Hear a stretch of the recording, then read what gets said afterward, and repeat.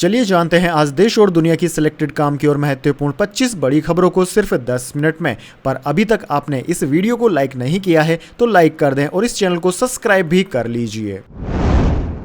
जातीय जनगणना संवेदनशील मुद्दा, इसका इस्तेमाल चुनावी उद्देश्यों के लिए नहीं किया जाना चाहिए। आरएसएस प्रमुख का बड़ा बयान। जी हां दोस्तों, आरएसएस ने जातीय जनगणना और महिला सुरक्षा जैसे संवेदनशील मुद्दों पर महत्वपूर्ण बयान दिया है। संगठन ने समाज की एकता और अखंडता को बनाए रखने के लिए जातीय जनगणना को लेकर अपनी चिंताएं जाहिर की, जबकि महिला सुरक्षा के लिए नए कदम उठाने की भी बात कही है। इन विषयों पर आरएसएस की हालिया बैठक में गहन चर्चा की गई। दोस्तों, इसमें समाज के विभिन्न मुद्दों पर विचार विमर्श हुआ और भविष्य के लिए कई अहम निर्णय लिए गए। वैसे दोस्तों, आप क्या चाहते हैं, जातिगत जनगणना होनी चाहिए या नहीं? कमेंट बॉक्स में अपनी राय जरूर दीजिए। चलिए जान लेते हैं अगली खबर। विदेश मंत्री जयशंकर की टिप्पणी से ग्लोबल टाइम्स को लगी मिर्ची, बोला अमेरिका की देखा देखी। जी हां दोस्तों, शनिवार को विदेश मंत्री एस जयशंकर ने कहा कि भारत में चीनी निवेश की कड़ी जांच होनी चाहिए। ईटी वर्ल्ड लीडर्स फोरम में विदेश मंत्री ने कहा कि कई देश सुरक्षा कारणों से चीनी निवेश की जांच करते हैं और भारत को भी ऐसा ही करना चाहिए। विदेश मंत्री के इस बयान से अब चीनी सरकार के सरकारी पत्र मुखपत्र ग्लोबल टाइम्स को मिर्ची लग गई है। अखबार ने लिखा है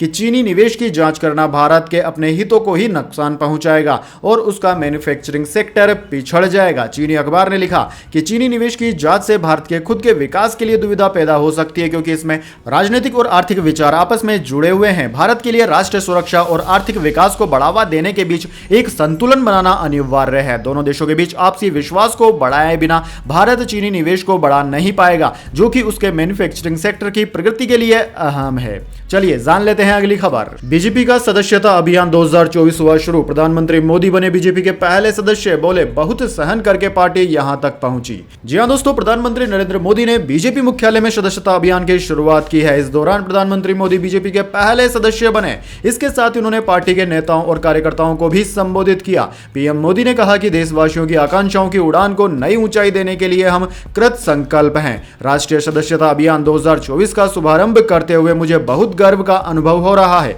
उन्होंने कहा कि राष्ट्र प्रथम की भावनाओं से काम हो रहा है। पार्टी बहुत सहन करके यहां तक पहुंची है। हम आलोचनाओं को झेलते हुए आगे बढ़ रहे हैं।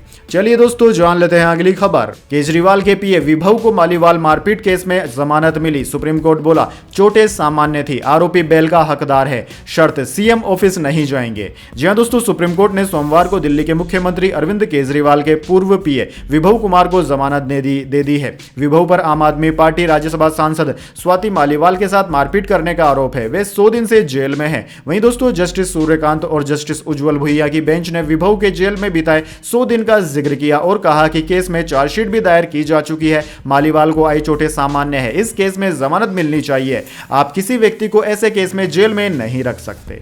चलिए दोस्तों जान लेते हैं अगली खबर। शंभू बॉर्डर अभी नहीं खुलेगा। सुप्रीम कोर्ट ने कमेटी बनाई। ये ट्रैक्टर हटाने के लिए किसानों से बात करेगी। कहा मुद्दों का राजनीतिकरण न हो।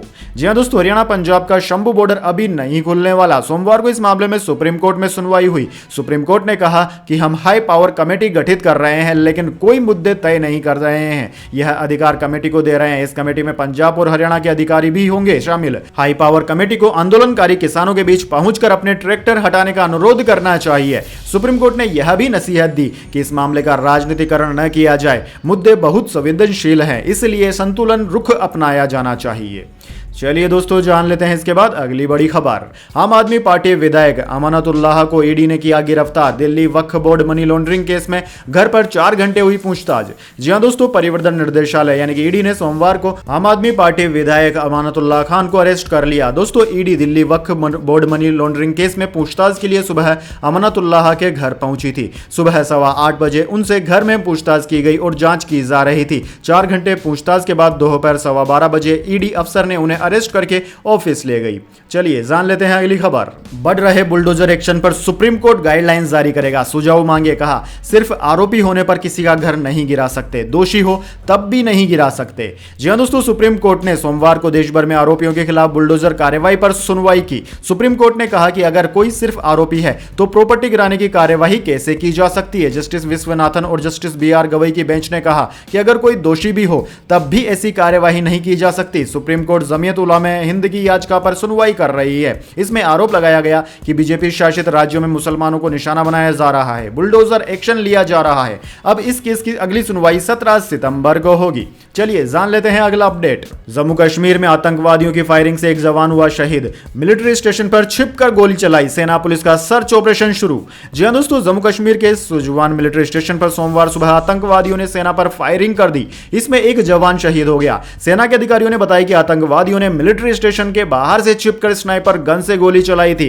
वहीं दोस्तों, जवान के घायल होने के बाद उसे अस्पताल पहुंचाया गया। इलाज के दौरान उसने दम तोड़ दिया। सेना और पुलिस ने सर्च ऑपरेशन शुरू कर दिया है। ड्रोन से भी इलाके की निगरानी की जा रही है। दोस्तों, हमारे वीर सैनिक फौजी भाई की आत्मा की शांति के लिए कमेंट बॉक्स में जय हिंद जरूर लिखें। चलिए जान लेते हैं अगली खबर। मॉब लिंचिंग पर राहुल गांधी बोले, मुसलमानों पर हमले जारी हैं। बीजेपी सरकार में उपद्रवियों को छूट मिली, सरकारी तंत्र मूक दर्शक बना हुआ है।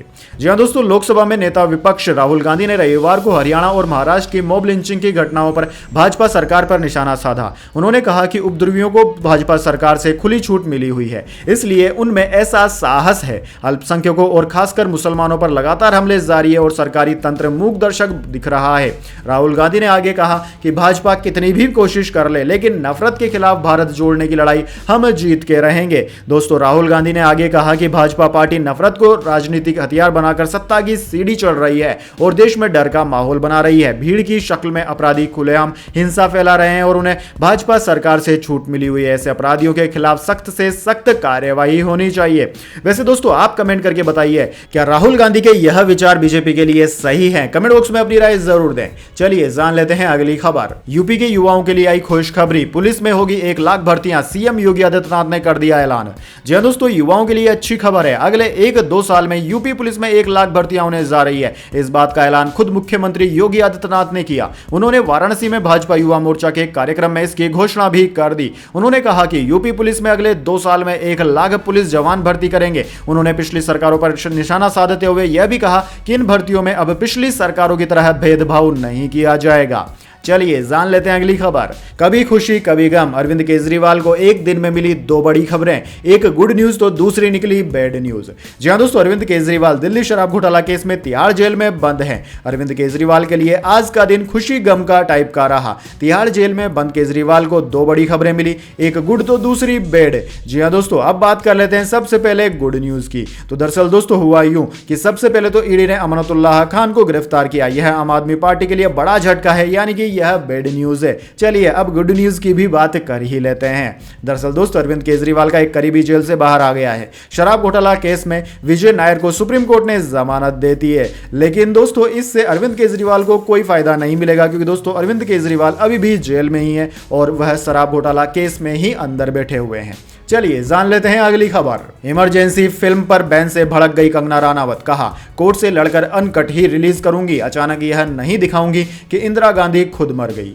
जी हां दोस्तों, कंगना राणावत ने कहा कि वे अपनी फिल्म इमरजेंसी के लिए कोर्ट में लड़ाई लड़ेंगी और इसे बिना किसी काट छांट के रिलीज करेंगी, क्योंकि वे तथ्यों को बदलना नहीं चाहती। यह फिल्म 6 सितंबर को रिलीज होनी थी, लेकिन इसके खिलाफ विरोध प्रदर्शन हो रहे हैं, याचिकाएं दायर की गई है। इन सब वजहों से फिल्म की रिलीज डेट को टाल दिया गया। सेंसर बोर्ड ने इससे विवादित सीनों को हटाने का आदेश भी दिया है। वहीं दोस्तों, कंगना राणावत ने हाल ही में शुभांकर मिश्रा के पॉडकास्ट पर फिल्म इमरजेंसी की चर्चा की। इस पर रोक लगने पर नाराजगी भी जताई। उन्होंने कहा कि झाड़ी के पीछे लड़का लड़की रोमांस करते हैं, वही दकियानूसी कहानी बनाते हैं। आज हम इससे डर जाएं, कल किसी और से डरेंगे, फिर लोग हमें डराना शुरू कर देंगे। हम हर चीज से डरते रहते हैं, हम कब तक डरते रहेंगे? मैंने अपने पूरे स्वाभिमान से फिल्म बनाई है, इसलिए सेंसर बोर्ड को कोई भी चीज पॉइंट आउट नहीं कर पा रहा है। उन्होंने मेरा सर्टिफिकेट रोका हुआ है, लेकिन मैंने ठान लिया है कि मैं कोर्ट से लड़कर इसे अनकट ही रिलीज करवा कर दिखाऊंगी। देश भर के किसानों को मोदी कैबिनेट ने दी 7 बड़ी सौगात, अश्विनी वैष्णव बोले आमदनी बढ़ेगी। जी हां दोस्तों, केंद्रीय कैबिनेट की बैठक में किसानों से जुड़ी 7 योजनाओं को मंजूरी मिल गई। केंद्रीय मंत्री अश्विनी वैष्णव ने यह जानकारी साझा की। उन्होंने बताया कि किसानों की जिंदगी में सुधार और उनकी इनकम बढ़ाने के लिए कैबिनेट ने सोमवार को 7 बड़े फैसले किए हैं। प्रधानमंत्री मोदी की अध्यक्षता में हुई केंद्रीय मंत्रिमंडल की बैठक में कृषि क्षेत्र से संबंधित 7 कार्यक्रमों के लिए करीब 14,000 करोड़ रुपए को मंजूरी दी गई। अश्विनी वैष्णव ने बताया कि पहला डिजिटल एग्रीकल्चर मिशन है। यह कृषि के लिए डिजिटल पब्लिक इंफ्रास्ट्रक्चर को तैयार करने के लिए है। 2817 करोड़ के इन्वेस्टमेंट से डिजिटल एग्रीकल्चर मिशन तैयार होगा। चलिए दोस्तों जान लेते हैं इसके बाद अगली बड़ी खबर। सलमान खान के बाद मशहूर सिंगर के घर के बाहर हुई ताबड़तोड़ फायरिंग, जांच में जुटी पुलिस।